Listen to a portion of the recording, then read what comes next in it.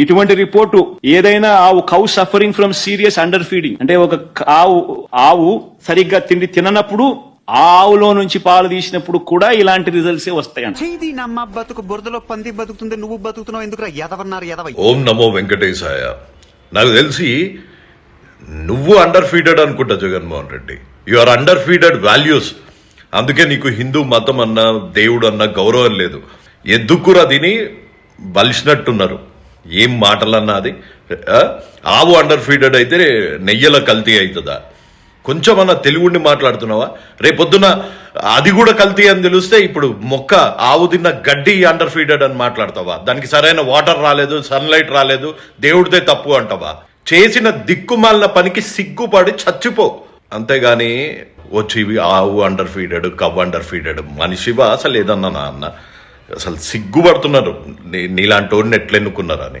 Jai Hind.